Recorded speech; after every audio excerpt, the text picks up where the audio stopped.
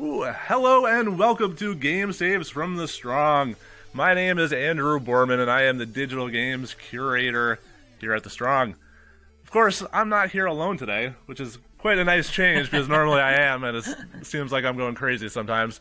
But I am joined by... Hello, I'm Rob Mostyn.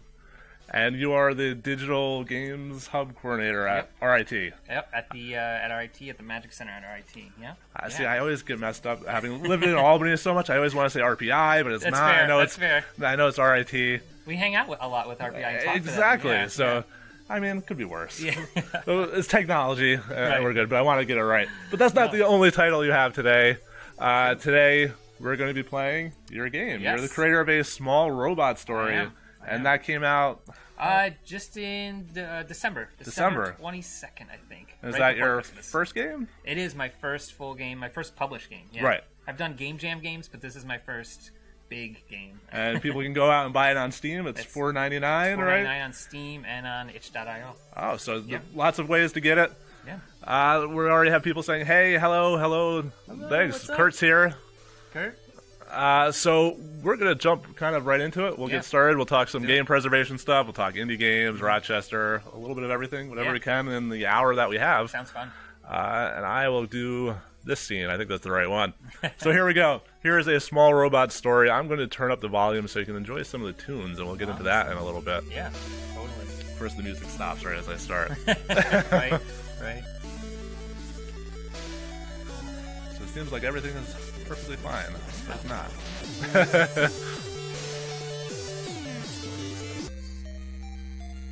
For sale, but not on sale on Steam, yeah. It's only $4.99. That's practically a sale anyway, isn't it? Yeah. I thought, I worked in a coffee shop making this game a lot. I didn't work at the coffee shop. I just worked out of the coffee shop, Yep. say. And, the amount of coffee I bought, I'm like, it's okay if my game costs as much as a overpriced cup of coffee. Right, exactly.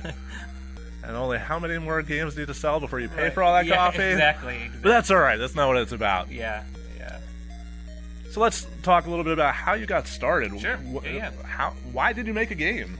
Yeah, I have always wanted to make a game, and for the longest time, I kind of thought I don't know how to program. Right. I had a background in music. I had a background in, I guess you could say, basic art. I was a graphic designer. Okay. Not an illustrator by any means, but I always wanted to do it. But I'm like, I'm not good enough. I can't do that. Maybe I'll work with somebody. And I made music for a game called Halloween Forever by Pete Lazarski. He's a art director at a local gaming company. Oh, awesome. And seeing his process, I was like, I think I can do this. Or at least I can fake it. And It's make something some on the sort of screen. Yeah, make something.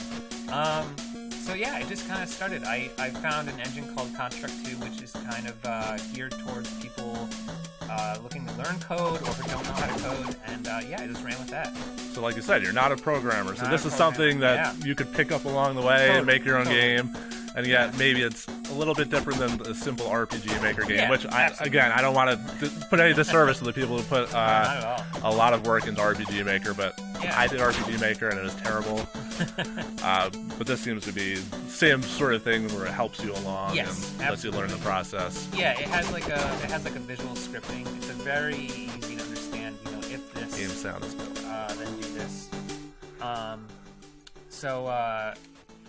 It helped me understand programming too. Sure. It helped me understand variables and functions and calling things and inheritance and all that stuff that goes along with programming Sure. and game development. But yeah, it was great. One of the nice things is this is obviously a platformer. Yep. It has a really easy built-in they call them behaviors. Okay. It's like how to get something up and running real quick. So you literally click your sprite, check a box, and then you're jumping and there's gravity, and you don't have to you just adjust the numerals. You don't have to Sure. actually. You're not programming Exactly, gravity yeah, itself. yeah. You're Yes. just adjusting things. So it was nice to kind of get that going and not have to worry about getting my player to walk left and right just correctly. But, Just yeah. looking at our chat here. Everybody's bad at typing. Hopefully the sound is a little bit lower, but at the same time. You Yeah, said yeah, you did start by making music, right? Yeah. So I've been a musician since my early teens, and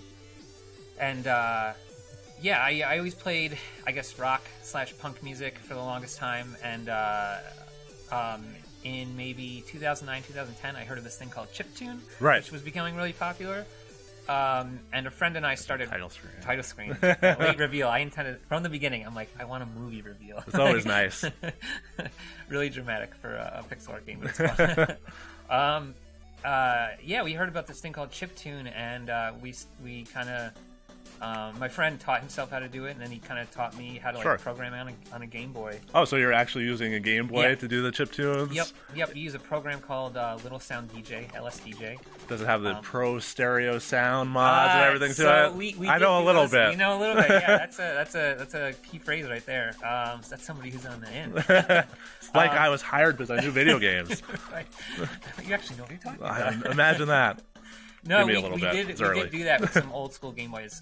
My buddy Nick Maynard, he was the one who kind of started this Okay. here in Rochester, and he did use an original Game Boy. I opted for a Game Boy Advance Okay. because I liked the backlit screen and the rechargeable batteries. So you're using an SP? Yeah, I was using SP. Okay. Yeah. And you have to use the weird adapters for those because they don't have the Right, they have headphone the jack. weird thing that nobody bought, so they're hard to Exactly. find. So I was the one running around to all the game crazes and all the GameStops, being like, "Do you have this 15-year-old or 10-year-old Headphone adapter. Yeah, and they're like, "What? No." They're like, "Buy a DS." I'm like, "No, you don't get it." That's not what I'm doing here. Yeah. Now, they do make new screen mods for the original They do. Game Boy Advance. They do. That's my personal choice. Yes, they do. And there's a guy I follow on Instagram, Joe Bleeps, who does like custom mods, and he does beautiful original Game Boy mods where he has like, what do you want the background color to be? Right. It could be anything. That has the Pro Stereo mod. It has RCA outs. It has everything. Right. So it's like this tiny little industry right now that's kind of cool and kind of neat. Which is interesting because that goes into the game preservation a bit. Oh, That's the sort of people that are really keeping these things alive. Yeah, Unfortunately, absolutely. the old Game Boys, their capacitors are failing, so you could barely see anything on the screens in the first Right. place. But now you really can't see anything. Yeah. But then they go a step further than game preservation and really change the experience a little bit. Give you a backlight so you're not sitting in the back of your parents' van. I think I mentioned this the first time I streamed. But trying to see the Game Boy screen. Right. But you actually have Yeah. the full backlit screen that really only Japan got with the Game Boy Light.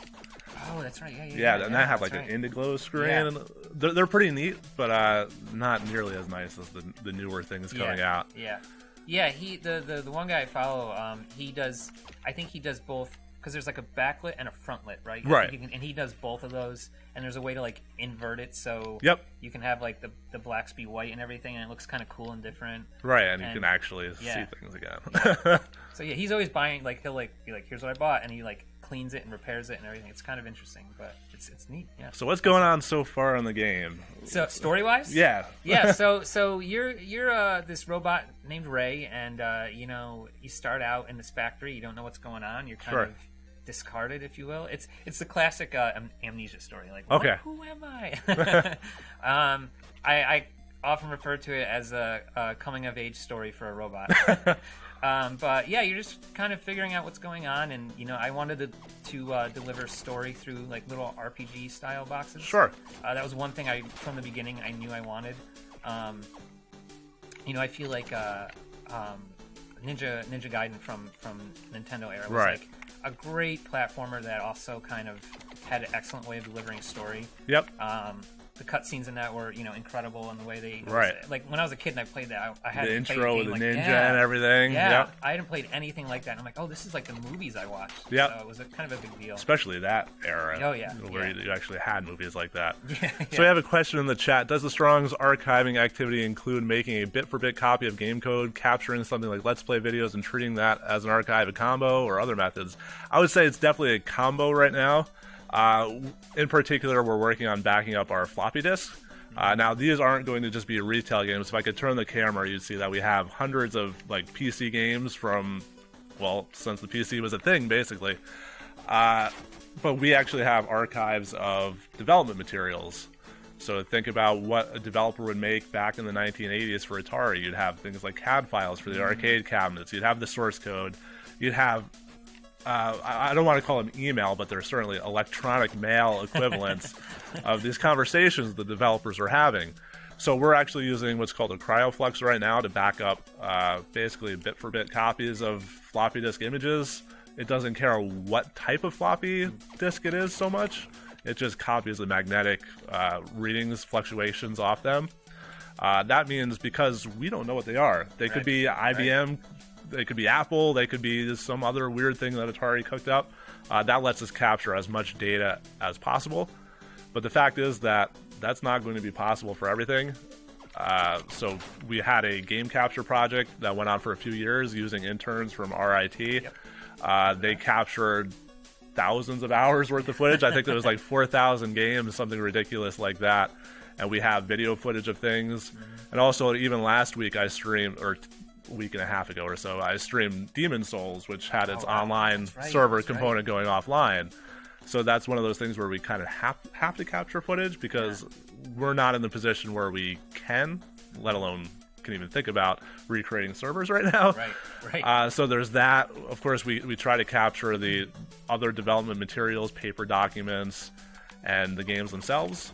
We're kind of starting to review what would it take to back up a Nintendo game, what would it take to back up a PC game, all of those things, just so we capture all the data we can. Because while cartridges are seemingly doing pretty well right now, it goes well until you have one that you didn't know had a battery in it, and now it's leaked all over the board and nothing works anymore. So we'll use that to segue back into game preservation, but on the indie front, what does your method of saving your work look like? GitHub. GitHub is a good one. Which, to be honest, I like I said before, while making this game, I was a graphic designer, and as somebody more on the art side of things, I never used GitHub. I just had 2 extra hard drives, and I would save really important stuff to the cloud somewhere. But then I had a developer friend help me out with the tail end of this game, and he's like, "Listen," he's like, "You're a game developer now. You got to back things up to get. You have no excuse. You have no excuse now." And I was very. I don't want to say opposed. I was intimidated. Is probably the best term. But now I love it. It's nice to be able to sync between different computers and just not have to worry about putting something on a USB drive. It's nice having it there. I have it backed up, on 2 computers, on a hard drive.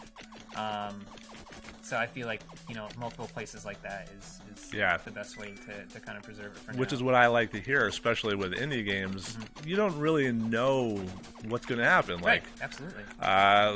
You're the only thing. You're the only person. One of the classic stories that I think of in the film world is when they were making Toy Story 2, I want to say. I don't think it was the first one. I think it was Toy Story 2. They were working on it many, many months into production. They have these rendered frames and everything. And then somebody hit the delete button. The only copy that ended up existing was on somebody else's hard drive that she was working from home, I believe, for some reason. Wow. So that's the reason why all that work is going to go to waste. You don't have that when you're working by yourself. I mean, you're kind of it. Yeah. Yeah, and for a while there, it was pretty, it was various versions backed up to Google Drive, which was okay. The Construct 2 engine actually has these slots you can, these fields you can fill out where you can say, okay, back up to this address. Right. And I sent it to Google Drive for a while. But then when you look in the drive file, it'd just be all these random name files, and I'm like, I don't know what any of these are.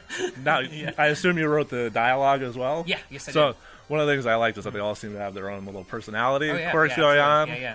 So just a little fun aside there. One of the funny things is I used a plugin to do the dialogue. Typing directly into the engine wasn't working. So it calls a JSON file. But the resolution of this game is so small. It's 256 by 144. I was going to ask you about that. Yeah, that the plugin couldn't support my text.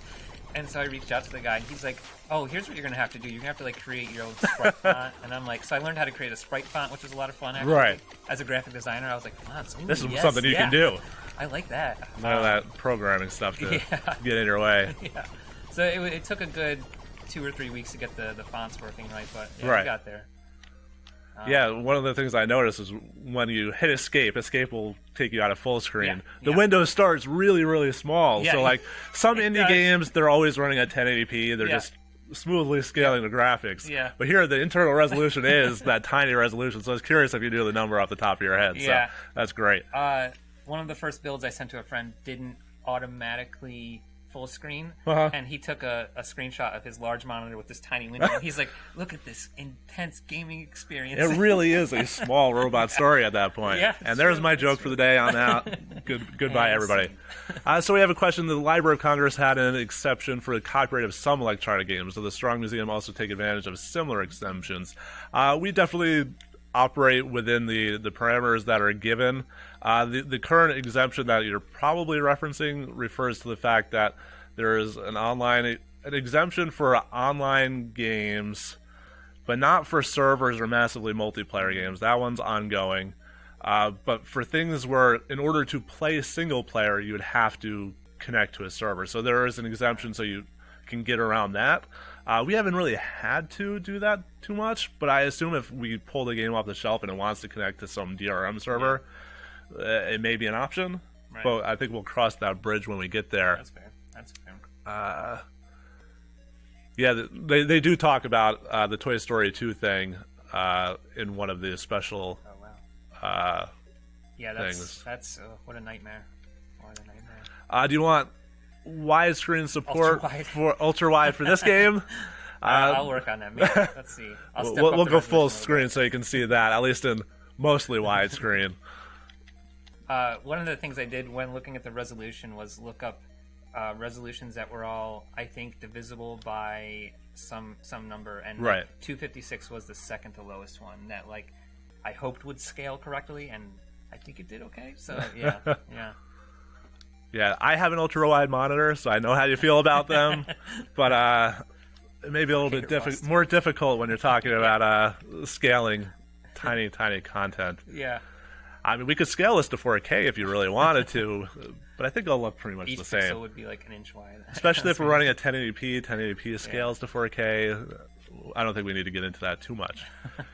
But it does make you think about, like, when you're capturing video of things, like, what are you putting it out there as? Yeah. And Yeah. that's a conversation we're kind of going through right now. None of our computers actually really support 4K all that well. Right. But, like, is that something where it should be standard? Should we be capturing in the highest resolution possible? Do we want to go back and, as we're recording things, do the highest that we possibly can? But then you're not really looking like the game would. Right. So, like, if we have 8K screens a few years from now, will this Yeah. game look the same? Right. Probably, because Yeah. it's very clean pixel art. But, yeah, so we're starting to pick up new abilities. We've Yeah. killed the first boss, Yeah. and this is where I think the game really starts to pick up. The first time I played it, this is where I stopped. So Oh, okay, yeah. Yeah, that first level is that's existed for since the first 6 months. Like it's been. And how pretty long did you consistent. work on the game? About 2.5 years. Oh, in wow. In my free time, you know, like 4 to 5 hours on the weekend. Right, Maybe an when hour you or two. could. Yeah. Yeah. Yeah, and you know, it was a big learning process along the way. So there's a lot of going back and forth. I used to have a key card and door kind of mechanic Okay. going on, where you would have to find a key card, it would open the door. Right. But a lot of beta testers were like, "Oh, there's just kind of this backtracking where there aren't enemies, and it just Right. is like kind of a It's just just- like a time That suck." reminds me of Resident Evil Code Veronica. Exactly. That makes you go Exactly, back yeah. through like the entire game to Yeah. get that one item at the beginning and then go back. Yeah, so I didn't want to do that. Yeah, I think it works well. Like, if you had to go back through these, it might be like, maybe not. Yeah. Who did you have testing the game? I had mostly just friends. I would just, Okay. you know, ping some friends. The first demo of the first level was done. I started in June of 2015. Okay. And I had it ready for the Rochester Mini Maker Fair to showcase by November, and that it was a nice deadline. Right. Kind of Keeps made you me on track. appreciate, yeah, appreciate deadlines. But yeah, I had a bunch of people test it then. A bunch of people tested a year after that, and then when it was on Steam, Steam has this great system where you can give people Right. keys and everything, and they get access. And yeah, I had a good 30 people, I think, test Oh, it. nice. It was nice, super helpful. Yeah, I mean, I made it through without it crashing, so Yeah, it yeah, tells you that that's- something's working right. Ship it. Exactly. Oh, one of the things going back to preservation I was thinking about was I know I visited here maybe I think a year ago. Sure. And one of the questions that somebody asked was like how much of a game you preserve when you're going through it. Like how does that work? Like where you're like, okay, this is enough. Like in terms of video footage? Yeah, like content. Yeah. When I do it, I try to have a representative sample of what the game was. So like you don't want to just have those first 15 minutes, right? Because that's going to be entirely different. I mean, even here we already have Dash, which wasn't there in the first place.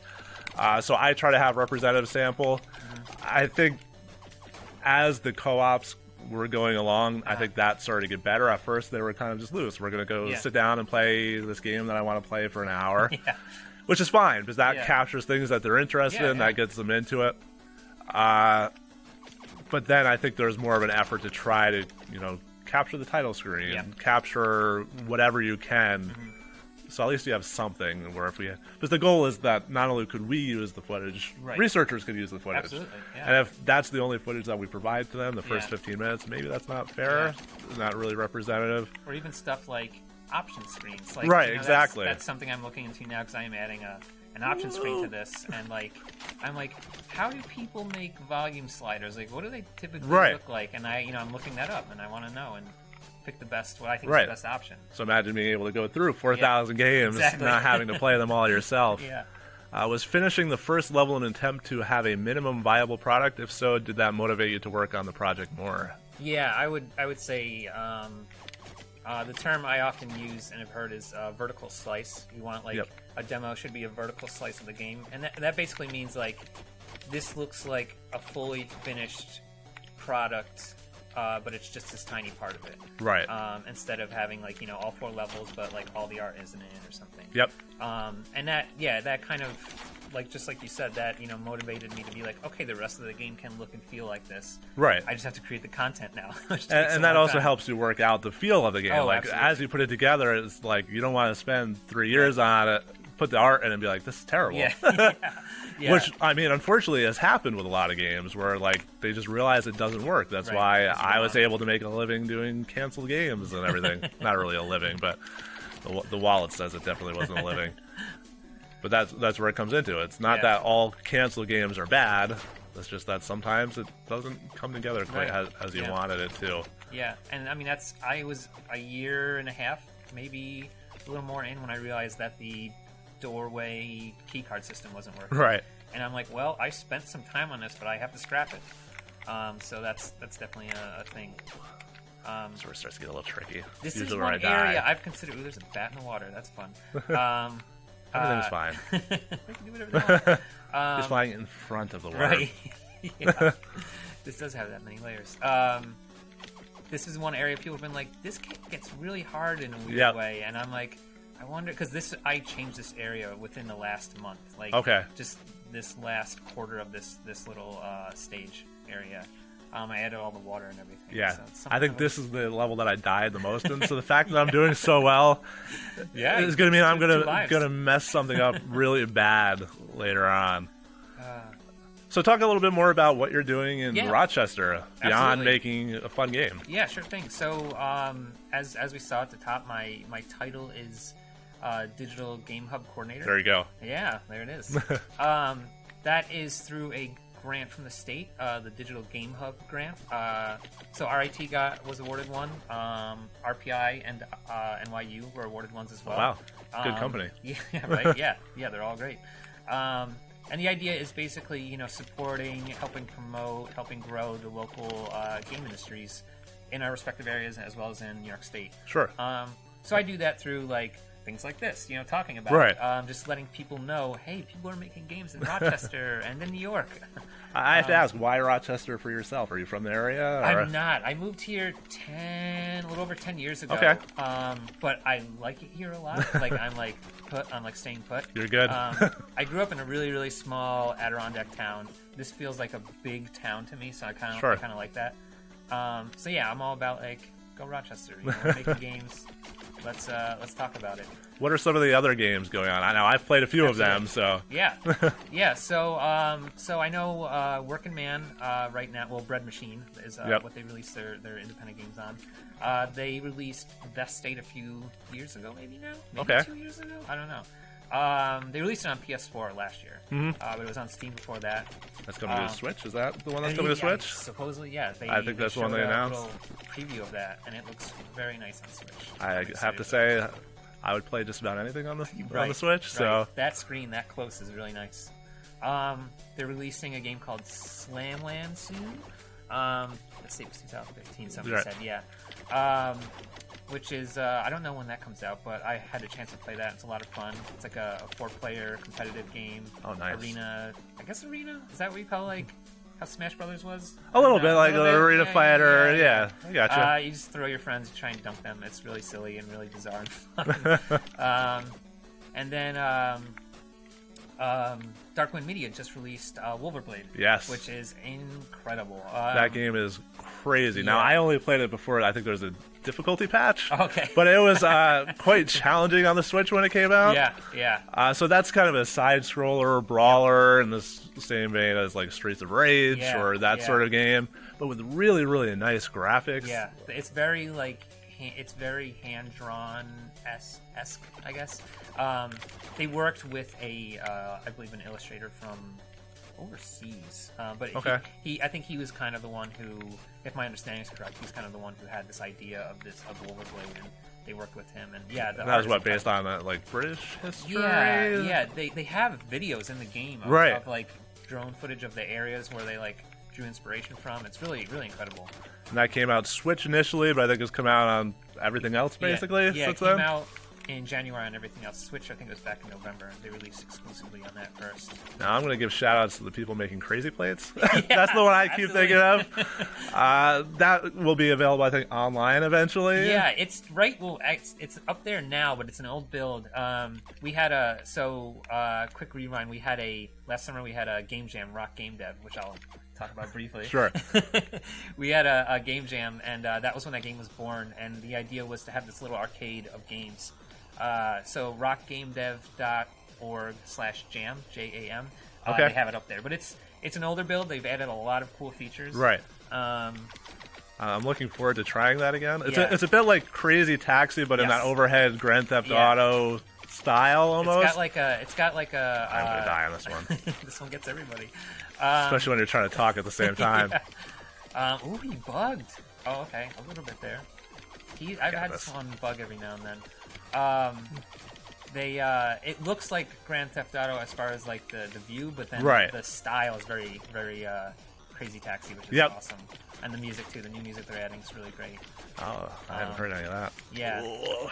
They're doing a good job with that game. That game is a lot and of fun. You're basically just trying to deliver plates. Yeah. Which, if you don't know Rochester, we have this thing called the garbage plate, and it's wonderful. And we're very proud of it. Yep. Trust me, talk to anybody, especially the ones who have been here a long time, and they're totally proud of it. Yeah. Yeah. I'm using my dash. I swear I remember I have it. You drive around delivering them, and it sounds easy, but it is challenging. The controls were very sensitive when I played it. Yeah. But it was one of those sensitive to where it's like you want to master it, you want to do a good job. And they have a great system where whenever they showcase the game, they have like a leaderboard, like a physical leaderboard. Yep. And so you'll go up and you're like, all right, I delivered 16 plates then. Right. Or like some 5-year-old kid's like, I did 25. And you're like, oh, I got it. Can't let this kid win. Yeah, it's a lot of fun. Second Avenue is another one I want to give a shout out to. They do more serious games, educational games. Yep. They released a game called Martha Madison on Steam. It's a education game based around physics, light, like refraction and reflection. Okay. Right? I get that. Yep. Going back to my high school, middle school days. And it's really cool to see that type of game here in Rochester. So. Yeah, it seems to be a little bit of everything from, you've worked on it basically by yourself up to a game that you can go on any console and buy it. And we all talk to each other. We all talk about things. And talk There's about meetups going on around town, which one day I'll show up to when I can. Please do. The challenge is the whole parking situation, but I swear, once it gets nicer out and we're not worried about snow so much. Yeah, we're looking to have more downtown too. That'd be good. That's the thing. But I know a lot of students would come to that sort of thing. So Right, yeah. I don't know what the transportation is like here, so Right. I don't know how the buses do. Or Yeah, and I mean, to be fair, RIT is out in Henrietta, and it's a little farther than some of the other, than like, U of R. right. But I mean, we like to try, keep everybody happy, have things downtown, have things at RIT, move them around. So what's going on in the game now? This is kind of one of the big pivotal Yeah. moments that I've kind of This pushing the is. button through. Yeah, so this is one of the first cutscene areas where you find out, oh, this slime was actually this robot, and this robot's called the Scribe, and they kind of have all the they've gathered all the information from the era where you come from. So they're telling the story of these two, I guess, scientists, researchers, what have you, who made these robots, the first line of robots. And you fought the first one there, Yep. Foreman, and you're talking to the one in the middle now. I wonder if we're ever going to see the third one. I know, right? Yeah, no spoilers. Don't worry. And you're just kind of learning a little bit of the story, and it's this kind of like you're learning about what has happened as things are changing around you. I wanted that, like, you get the backstory and then you finish the story Right. in present time, which is kind of a fun little thing. Now, what inspired you to make this Yeah, game and not sure maybe thing. something else? Right. So this whole story existed back in 2004, 2005. I was in a band. I played drums for a band. The band turned into the two guitarists' capstone project. They were New Media at the time. Okay. And we made a whole album about these two guys who made a video game. It wasn't real. It wasn't like, it was fictional. But we made music videos for the whole thing, and it told this story. So I made the game that those two guys made. So it's like That's this awesome. meta thing.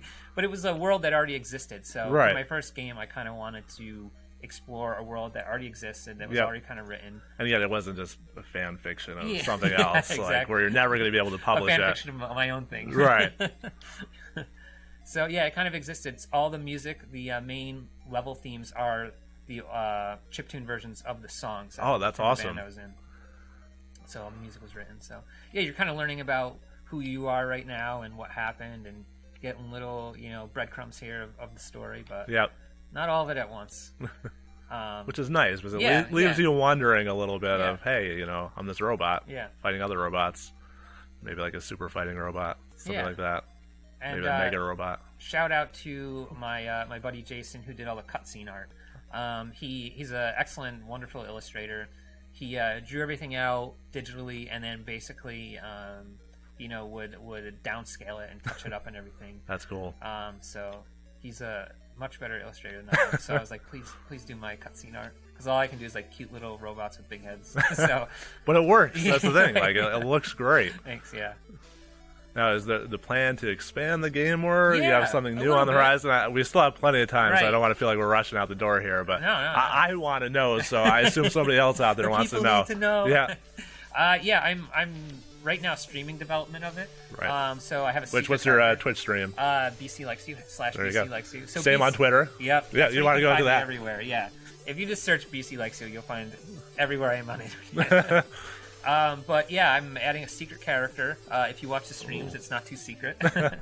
I've added extra lives, which a lot of people asked about. So there's one extra live per world, I guess you could say, per stage. And I need to add some sort of like level, or music and sound effect level adjustments. Sure. So something that people like to Just have. quality of life sort of thing. Exactly. So That'd be nice. that'll be a new update, hopefully within the next month or two. Kind of taking my time on it. Right. I'm Again, you're doing not other doing things. this full time. Right. Like Yeah. you made a game because you wanted to make Yeah, a game. yeah. Which I think is more than a lot of us ever actually get off and do. It's easy to have an idea, Right. Yes. but yes. another thing to actually get it out there It's very true. was like going through the whole Steam thing. I don't know what the process is Right. anymore. They've changed it so many times. Yeah. So I did get in through Greenlight, which doesn't exist anymore. Right. And I lucked out.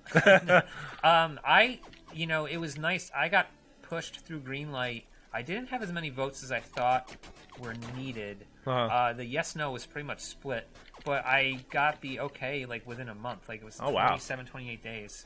And I think, if my guess, it would be because I had a demo available, Mm-hmm. I had a video available, I had all these screenshots. I even had like I was working on this level at the time that I published my Greenlight campaign. So so I think seeing that much content, maybe I don't know if somebody in Steam pushed it through. I don't know if I guess I had enough votes. Who knows? But I think all of that helped. Yeah, I made it. Oh, I forgot about that. Yeah, that was a little tricky knowing that you can go up there. That would kill me the first time. So but actually publishing on Steam was tricky from the standpoint of the engine I used. Okay. It's an engine that uses a third-party wrapper to run it as an exe file, and right. Steam kind of gets a little the application Steam kind of gets a little bit like, what is this? I remember that last month or so you were working on the game. It was fighting with Steam, so it actually knew what it was doing. It's not exactly an exe, so the Steam the application's kind of like, I don't know, this might be bad for people. Which is, to be fair, is this Steam doing their job? Right. But I mean, if anybody can publish a game on Steam with a little bit of work, you'd want some sort of vetting. And there have been weird things that happen, unfortunately, with Steam. People sneak through. Yeah. But, I lucked out. A really handy patch was published a week after I was having all these issues that fixed everything. So, yay, game development. And everything turned out okay. Now, I forget if I asked this, but is the engine...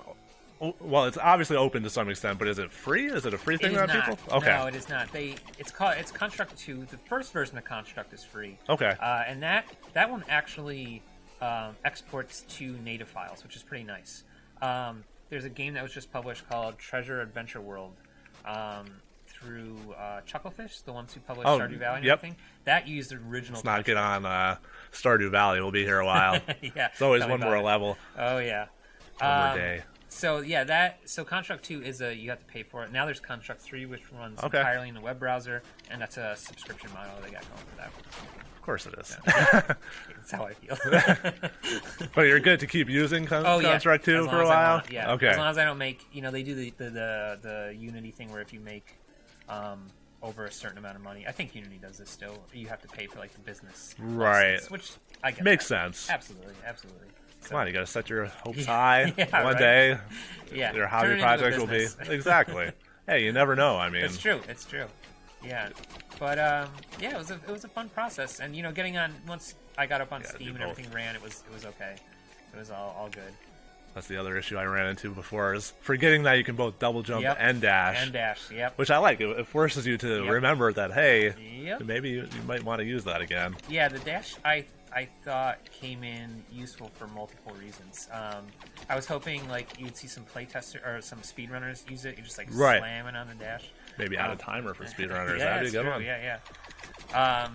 So that's I wanted multiple use things like that. And the double jump was just of course I have to. Right, you have to. Yeah. Some people were asking why you didn't get it after the first level, which is something I'm like, maybe, but the first boss dashes. So I was kind of well, maybe that's it makes sense. Yeah.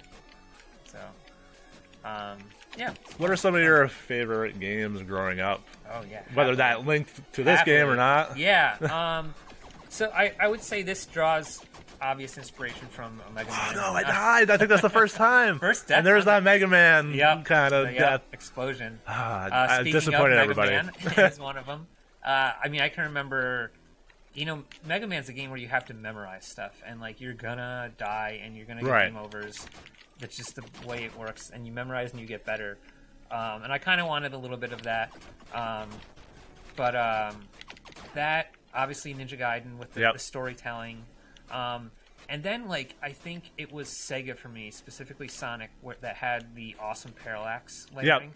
And that was, going into making a game, I'm like, I want a whole bunch of parallax layers. And I only got, 2 or 3 on this one. But, that's all you need. I love parallax layering in games. It was such a big deal to me as a kid. It was, almost like 3D, and I was like, this is so cool looking. So, there are a few games that really abuse it a bit too much. I don't remember if it was one of the James Pond games that did it. Yeah. And there might have been another one too where it's your eyeballs feel like they're going to fall out. But there's done well, I mean, parallax, it's how many layers can we put in? Yeah, so that was one thing I was like, okay, I really want parallax layering because it's fun, it's neat. And it was funny, some professor, I forgot which college it was, took a video of the cave level that you were just in and used it as an example of parallaxing in his class. Which, I mean, you can't beat that. thank you. Like, awesome. You're using me in a college course. I've made it. Yeah. So that was kind of a nice, pleasant surprise. Was there anything about when you were making this game that like really you just wanted to like, I'm done, I'm good? You know, I didn't like where I wanted to like quit. And, like, Yeah. I didn't hit that, and I feel like part of me feels a little guilty because it is a long process. It was a difficult process, but like I loved it every step of the way, and like I don't know, like. Just last week, I was in Troy at Tech Valley Game Space, and That's Troy, New York, for people Troy, who are New York, wondering. yeah. It's a bit different than some of the other Troys, but it's on the up and up. Different. Home of companies like First Playable, Vicarious Visions down the Yeah. road just did Crash Bandicoot remake, and working on on my Destiny. favorite was the Tony Hawk Pro Skater 2 Yeah. on the Game Boy Back Advance in the was like day. one of their big early games. Yeah. But yeah, sorry. I think they were the ones who did the really cool, like when Tony Hawk came out on Game Boy, it was like kind of revolutionary because of the way it looked. Right, it was like Yeah. an isometric Yeah, version, yeah. and there were like Game Boy Color versions that I think a different company did that were like, Yeah. but like on the Game Boy Advance, Yeah. Tony Hawk Pro Skater 2 was really good at the time. I don't Yeah. know how it holds up now, but Yeah. like Might it be was a little really tough good. now. But yeah, I was there's a question that came up, or I asked a question where I felt a little guilty, and like I guess one of the gifted ones where I never hit this like valley of Right. despair where I'm like, I don't want to finish this. I was more like, I need to finish this. Like, Right. I have to go to the coffee shop and spend $10 on coffee and work on this. So it was, I don't know. That didn't hit me. I had some doubts about things. Like I'm like, I don't know if this is good or not. Like for example, that hopping weird head thing. Yeah. I was like, what is that? But then when I think of the games I've played, I've often looked at enemies and been like, what is that? Right. Like it always shoots me and gets me, but like I don't know what it is. But that's also as we're getting into it a little bit more. The robots and everything get a Mm-hmm. Right. little odder. They're not Yes, just this yes. classic robot design. Right. That's all Things part start of it. to pick up a little bit. That's all part of it, yeah. But what was nice, looping back to Rock Game Dev is a meetup thing I host. It's a workshop. We do a whole bunch of social meetups, normal meetups, workshops, hangouts, co-workings. But I would often show it there, and that like putting your project in front of somebody is a great Right. way to get out of that vacuum of just working on something and not knowing how to Yep. feel about it. Because someone would be like, somebody, what did they? Oh, because when you shoot in this, I made you move back a pixel, so you can't like spam in one spot. Right. And a whole bunch of It's people tricky. picked up on that, and I was like, okay, cool. I didn't think people would pick up on that as quick. And they're like, yeah, that's good. That's like a nice thing to have. It's a Little like feedback. Exactly. And I think one of the enemies in the next world, somebody recommended, slow down this one frame of this enemy because it's big and it takes a step. Right. Slow down that frame when it takes a step so it looks like it has weight, and that like helped me so much. And that was a thing I would never have thought of on my own. Mm-hmm. So yeah, putting your work in front of people is huge. It helps you a lot. It helped me a lot. Let's see. Yeah. This level gets a little tricky too This when I start level to is- fire. I personally feel this is the most difficult level. The enemies are just absurd. Yeah. They're just all and there's over a the place. lot that you have Yeah. to do to Yeah. try to manage them. Yeah. Those head hopping enemies especially because I made them shoot right at your position, like the last position you were in. So yeah, they can get quite They annoying. make you hop too, Yeah. But especially when you it's get all two of fun. them like that. Yeah. Yeah. That was on my end. No, those guys. I have them. The way they hop is weird, and it's always every now and then you get one that like finishes his hop, like it Right. dies mid hop, but it's all good. Yeah. Let's see. So this, the music in this level matched up with the story part too a little bit, which was a fun thing to do. Okay. It was fun to go back and like I didn't write those songs. I was the drummer, so I was Right. just drumming to them. But it was fun to go back and like not rewrite them, but just like cover them, I guess, Right. and be like, oh, this is a song from like almost 15 years ago from my life. That's kind of fun to re-explore and rediscover in a way.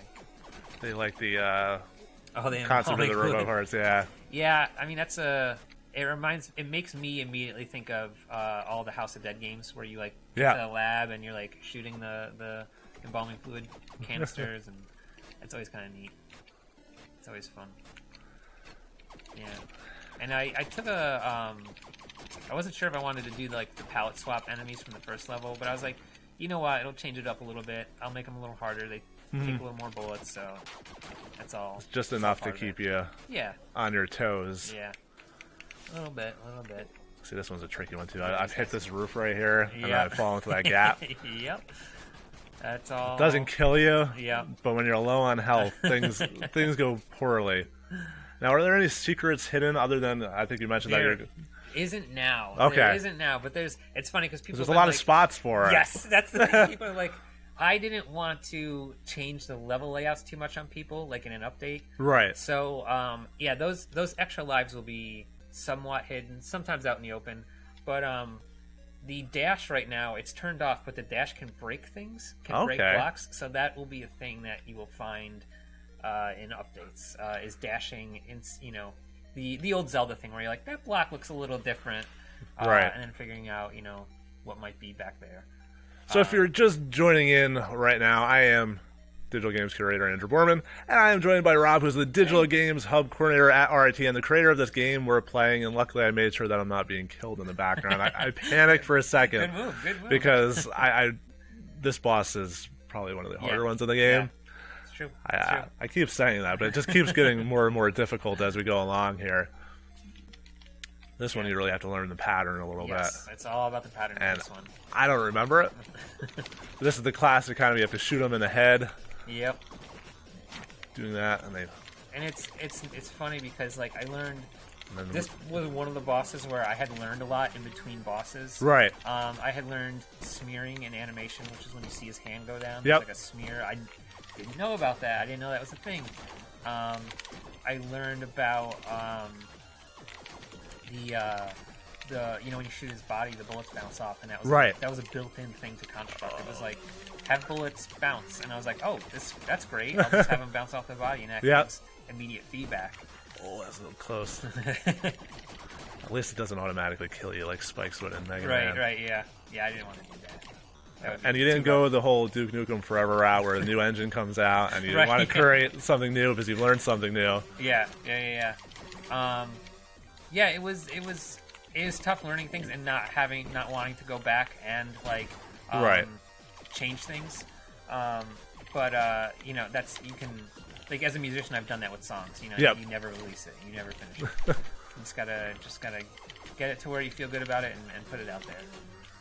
But one of the things that I changed in this was when he hit the ground, it would just shake, and that was what would damage you. But people are like, "Oh, I don't know why I'm getting hurt." So I'm like, I need some sort of feedback. Now there is. Yeah, and they're terrifying. That was a big thing. Was like you constantly have to provide feedback about your game and like tell the player what's going on. Was a big part of it. So first human in the game. Things are a little bit different. A human. Yeah. So this is the good human, as it were. In the story of the game from the band, this was the person who kind of realizes things are going off the rails and is, I guess, the good guy in the story. So, and in the videos we created, which were a lot of like early Cinema 4D and stuff. Are they still online for anybody to watch? They are online. They are online. That should be get the rights, get it as a special feature. There you go. If you search, I think YouTube, it's DOT TIFF TIF. The band was called Tomorrow's Forever.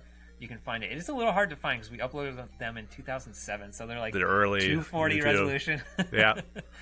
But all the characters are played by us, the band members and stuff. So it's really college project-esque. Right. So it's kind of fun. But it's nice to be able to go back to it. Yeah, I mean, it is, a lot of people would be like, "No, it's gone. Like, it totally doesn't exist on YouTube. Yeah. You can't watch that. Yeah. Don't watch it." Yeah. So this is telling what happened to the lab and kind of wraps up your backstory of how you ended up at the factory. This art, I was like so over the moon with this art when Jason showed it to me. He made these characters look so like Transformer-esque, and I was just like, oh, this is so awesome. Yep. I was like, this makes my game feel so much better in my opinion. But it's all part of it. It was a lot of fun to have those cutscenes in there. Oh, I think we have a robot in the stream. The only good human is a dead human. Well, this is a nice... Ray's a nice robot. Likes humans, so... Yeah. But yeah, it's a fun process. I used a lot of sprite sheets for the level design, and that made things fun and easy. Looking back on it now, it kind of... Some things are a little bland. I hired a student for the summer to do like that big computer that the human's sitting on. She made a bunch of like set pieces, basically, kind of like give it some change here and there. So that's definitely a thing I'm going to explore in the future, like making more interesting sprite sheets and everything. So it's all part of it. So I like the change here that we have to stand still to charge. Yes. There are many times where you just want to move that little bit to avoid what they're shooting at you, but that ruins everything. You gotta take that risk. So you have to. So like right now, I'm holding the charge button, and it doesn't even give you anything. You really have to stand still. Yeah. But the second I move, that's it. Yeah. And it'll cancel it too. Those guys you have to get real quick. Yep. So this level 2, my friend Wes, who's a developer over at Working Man as well, helped me out wrap this up. He developed the enemies for this level, the new enemies, I guess you could say. Yep. And that was a lot of fun working with him. He's also the one who got me set up on Kit, which was a huge thanks. But it was fun to kind of like work with somebody else for the first time. You know, it was at this point it was 2 years into the game, and kind of get some input. So again, another set of eyes on things. Yeah. Just having somebody else play it. Yep. Who's not so close to it.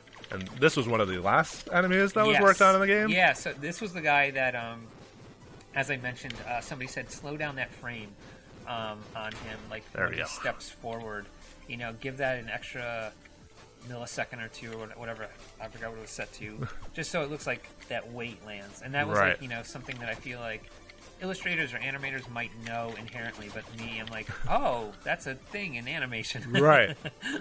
Again, you're kind of coming up with it on the fly, so.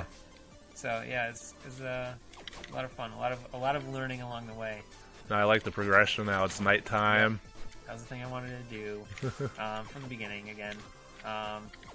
Yeah, there was a lot of changes along the way. I'm excited now because, you know, I'm making the secret player, so the secret player has all their own art, but they also have their own, like, their charge up isn't going to look the same. So I'm doing the art for that. Now, is that based on something that had already existed? Yes, it's based on a certain character from Halloween Forever. I'll let you guess which one. I mean, it's already out there. If you look at my Twitch channel. But yeah, the Pumpkin Man character from that game, I basically created a big-headed version of him, which was a lot of fun to do because I got to look at my art and then look at Pete's art and be like, all right, how do I want this to work? Right. And it's fun because Pete's game has double jump from the beginning, and I just made the double jump frames. And I think his double jump is the first jump, Pumpkin Man's frowning, and then the second one he smiles. And that just tickled me to draw that for my game. It's really those little details. Yeah, it's super fun. That'll be exciting when the next character comes out. Now, will it play pretty much the same, just a different sprite? The bullet is different, too. The bullet kind of has... the Pumpkin Man in Halloween Forever has like a lob bullet, I guess you could say. Well, it's candy corn. So it looks different, but it acts a little different, too. But yeah, so I kind of added more of a lob, and it doesn't have the... You know, this bullet has a distance. Right. It caps it. So that the Pumpkin Man candy corn doesn't, and I need to make the Pumpkin Man. Oh boy, that's gonna be bad. Charge shot. I think it's gonna be just a big candy corn they fly across the screen. Big giant one. Yeah, I just want to be silly and have fun. That's awesome though. Yeah. Well, we're slowly getting towards the end of the game. If there are any questions out there, now is going to be the time. Let us know to ask them. So I don't know if we'll quite get to the end. We're very close. Yeah. Pretty close. Again, this is available on Steam for $4.99 and itch.io. Yep. Is that how we say it? I'm never quite sure if it's like itch.io or I think something like that. I've seen people say it both ways, and I think either's fine. Okay.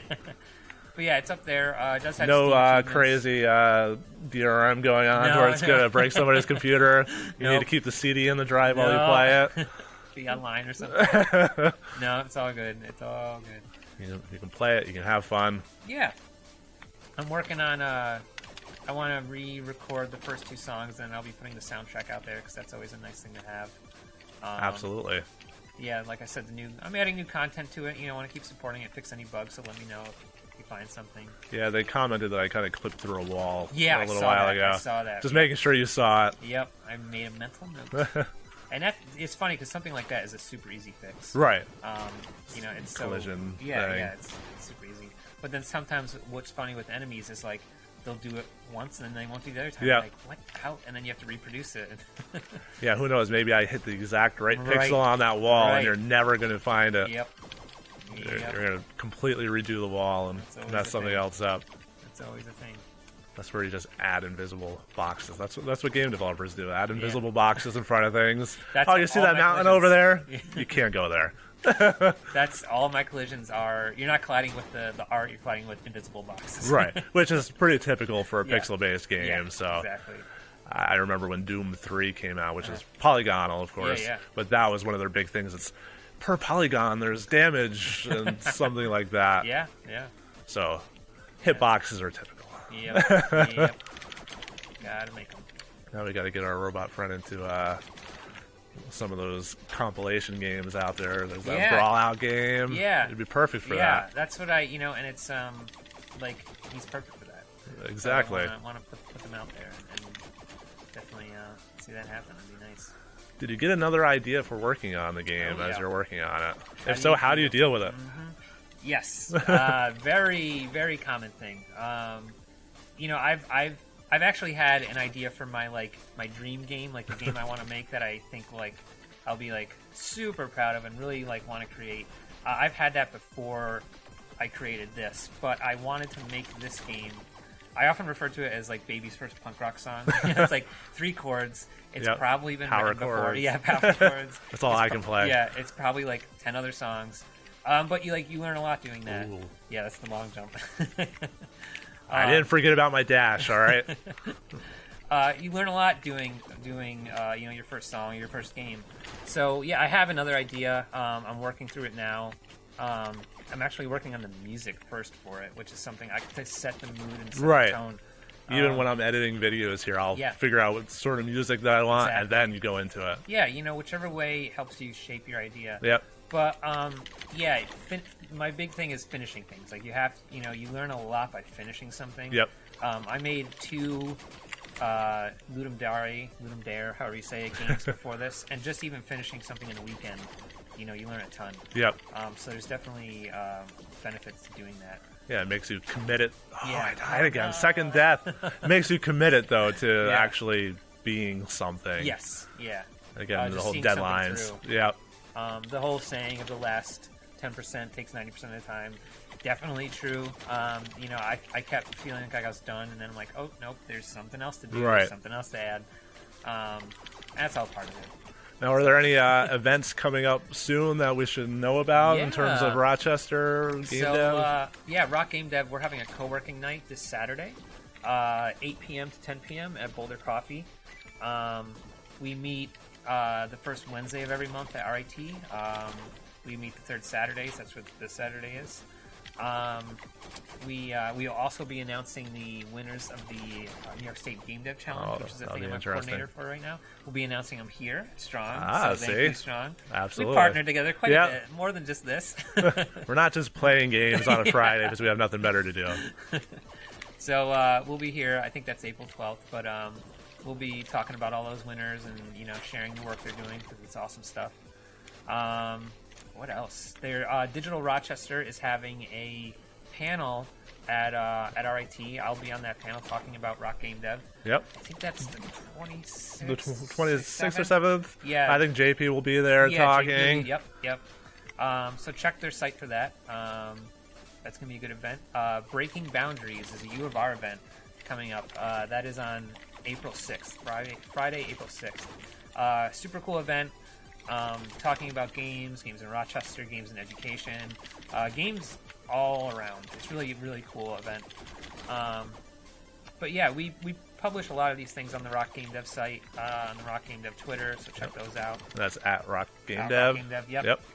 Hashtag Rock Game Dev too. You can find everything through there. So, yeah, check that out. There's a Facebook group too, and that's where we publish a lot of stuff as well. But yeah, Nowadays, there's always some sort of social media to Yeah. cover your needs. some sort of presence. Well, I'm not going to give away the ending of the game. yeah. I'm gonna leave that Fair to enough. somebody else. Fair enough. Uh, Let them earn it. so it's at BC Likes You on Twitter, Instagram, Everything. under All over, under yeah. the sun. Tout. Is tout still a thing? I am Andrew Borman, Digital Games Curator here at The Strong, at Borman18.